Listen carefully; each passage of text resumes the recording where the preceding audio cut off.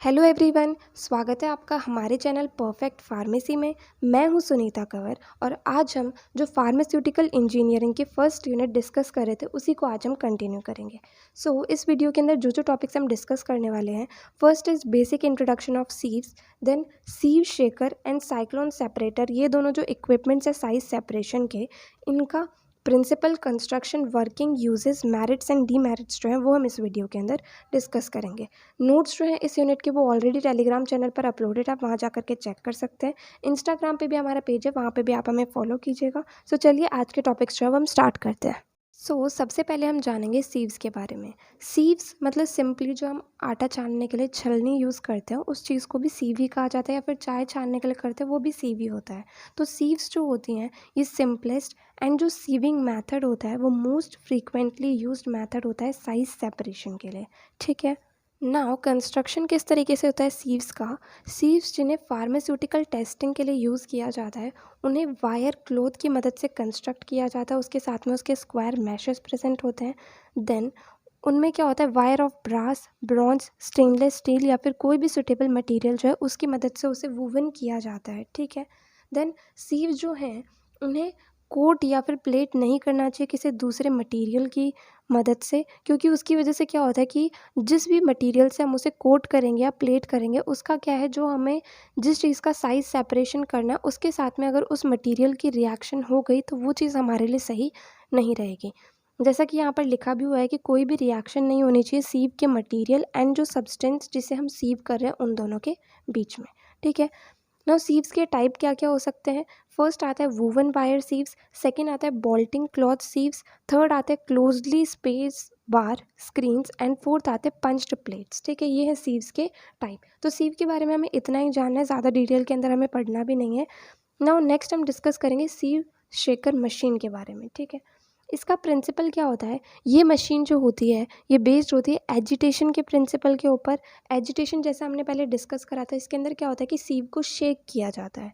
ठीक है, नाउ इसका कंस्ट्रक्शन किस तरीके से होता है, तो इसका डायग्राम कुछ इस तरीके से है। इसके अंदर लिड प्रेजेंट होती है, देन बहुत सारी सीव्स प्रेजेंट होती है जिसके अंदर कोरेस्ट सीव जो है वो सबसे ऊपर होती है एंड जो फाइनेस्ट सीव जो होती है वो सबसे नीचे होती है। ठीक है, ये सारे सीव सेट हैं। सबसे नीचे यहाँ पर रिसीविंग पेन जो है वो प्रेजेंट है। देन इसके अंदर एक इंडिकेटर बल्ब होता है, टाइमर होता है एंड स्विच होता है इस मशीन को ऑन ऑफ करने के लिए। ठीक है, तो इस मशीन के अंदर क्या होता है, सीव्स प्रेजेंट होती हैं अलग अलग नंबर्स की। ठीक है, रिसीविंग पैन प्रेजेंट होता है जिसके अंदर फाइनल प्रोडक्ट को कलेक्ट किया जाता है। देन सीव्स जो होती है उन्हें मैकेनिकल शेकर अपैरेटस जो है उसके ऊपर फिक्स किया जाता है। नाउ जो सीव शेकर है इसका वर्किंग किस तरीके से होता है, ये काम किस तरीके से करता है। तो सबसे पहले क्या होता है, सारी की सारी जो सीव्स हैं उन्हें अरेंज किया जाता है। सबसे नीचे फाइनेस्ट सीव रखनी होती है, सबसे ऊपर जो है कोर्सेस्ट सीव जो है वो रखनी होती है। इस तरीके से सबसे पहले सीव्स को अरेंज किया जाता है। देन जो सैंपल होता है पाउडर का उसे सीव के ऊपर सबसे पहले प्लेस किया जाता है एंड देन मशीन जो है उसे स्टार्ट किया जाता है। अब जब हम सैंपल पाउडर को सबसे टॉप सीव के ऊपर रख देंगे एंड देन मशीन को स्टार्ट कर देंगे तो उसकी वजह से क्या होगा, पाउडर जो है वो सीव साइज़ के अकॉर्डिंग साइज सेपरेशन उसका होता जाएगा। हर एक सीव के नीचे हमें कितना पाउडर मिला उसे हम कलेक्ट करेंगे एंड देन उसका जो वेट है वो हम निकाल लेंगे। ठीक है, इस तरीके से जो साइज सेपरेशन का प्रोसेस है हम सीव शेकर की मदद से कर सकते हैं। सीव शेकर जो है इसके यूजेस क्या क्या होंगे, इसकी मदद से क्या होता है कि जो अलग अलग सीव्स के अंदर सैंपल कलेक्ट होते हैं उसे एनालाइज किया जा सकता है एंड हमें ये पता चलता है कि गिवन सैंपल जो है उसके अंदर कितना रेंज ऑफ पार्टिकल्स जो है वो हमारे पास प्रेजेंट है। ठीक है, ना इसके एडवांटेजेस क्या क्या होंगे, सीव शेकर जो है ये इनएक्सपेंसिव मतलब ज़्यादा महंगी नहीं होती एंड इससे यूज़ करना बहुत ही सिंपल होता है एंड ईजी होता है। ठीक है, देन इसके अंदर क्या होता है, हम बहुत सारे अलग अलग साइज़ के पार्टिकल्स जो है उन्हें सेपरेट कर सकते हैं एक ही टाइम पर, क्योंकि इसके अंदर हमने बहुत सारी सीव्स लगा रखे हैं। अलग अलग सीव जो है वो अलग अलग साइज़ के पार्टिकल को सेपरेट कर देगी। ना इसके डिसएडवांटेजेस क्या होंगे, अगर जो पाउडर है वो ड्राई नहीं होगा तो जो सीव्स हैं वो क्लॉग हो सकती हैं जिसकी वजह से जो है सीविंग का प्रोसेस अच्छे से नहीं हो पाएगा। सेकेंड, शेकिंग जब हो रही है, मतलब वो पूरी मशीन है, सीव शेकर मशीन है, तो जब उसके अंदर शेकिंग हो रही है तो उस टाइम क्या होता है कि पार्टिकल्स कोलाइड होते हैं तो एट्रीशन का प्रोसेस इसके अंदर हो जाता है जिसकी वजह से साइज़ रिडक्शन हो जाता है पार्टिकल्स का एंड इसकी वजह से जो हम एनालाइज कर रहे थे हमारे गिवन सैंपल को, उसके अंदर एरर आ जाता है। ठीक है, सो ये था कंप्लीट सीव शेकर के बारे में। नेक्स्ट हम जानेंगे साइक्लोन सेपरेटर के बारे में। जो साइक्लोन सेपरेटर है ये सेंट्रीफ्यूगेशन के प्रिंसिपल के ऊपर बेस्ड होता है। ठीक है ना, इसका कंस्ट्रक्शन किस तरीके से होगा, ये इसका डायग्राम है। इसके अंदर टेंजेंशियल इनलेट है, देन एक जो है वो फ्लूइड आउटलेट है एंड दूसरा जो है वो सॉलिड आउटलेट है। ठीक है, इसके कंस्ट्रक्शन के अंदर क्या होता है, इसके अंदर एक short vertical cylindrical vessel present होता है जिसका बेस जो है वो कोनिकल होता है। अपर पार्ट जो होता है वेसल का उसे एक टेंजेंशियल इनलेट के साथ में फिट किया जाता है। 2 आउटलेट्स प्रेजेंट होते हैं, सॉलिड आउटलेट जो कि बेस पे प्रेजेंट होता है एंड फ्लूइड आउटलेट जो कि टॉप पे प्रेजेंट होता है।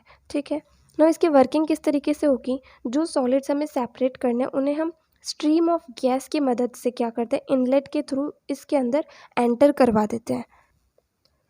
देन जो फीड को हमने उसके अंदर इंट्रोड्यूस करा वो बहुत ही हाई वेलोसिटी पे हम इंट्रोड्यूस करते हैं, जिससे कि क्या होता है कि वेसल के अंदर पूरी रोटरी मूवमेंट जो है, गोल गोल मूवमेंट होने लग जाती है।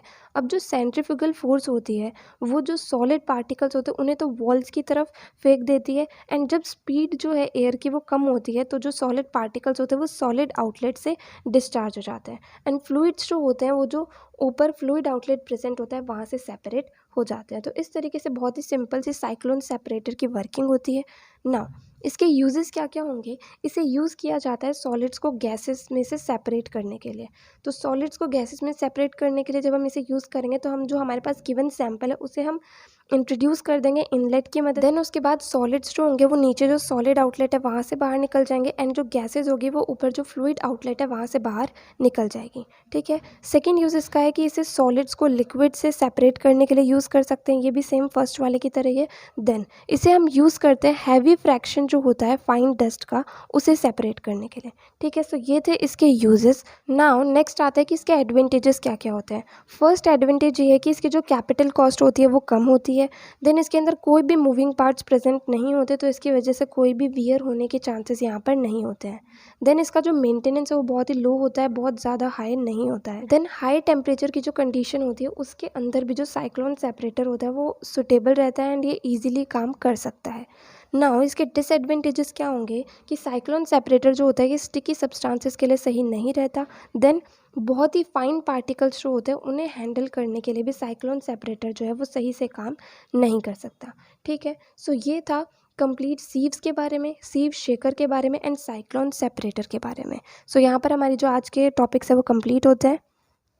अगर आपको इस वीडियो के अंदर कोई भी डाउट आया हो किसी भी टॉपिक के अंदर तो आप कमेंट सेक्शन में पूछ सकते हैं, एंड अगर नेक्स्ट वीडियो आप किसी पर्टिकुलर टॉपिक पे चाहते हैं वो भी आप कमेंट सेक्शन में बता सकते हैं। एंड डेफिनेटली आपको ये वीडियो हेल्पफुल लगी हो तो प्लीज़ आप इस वीडियो को लाइक करना, ज़्यादा से ज़्यादा लोगों को शेयर करना और चैनल को सब्सक्राइब करना।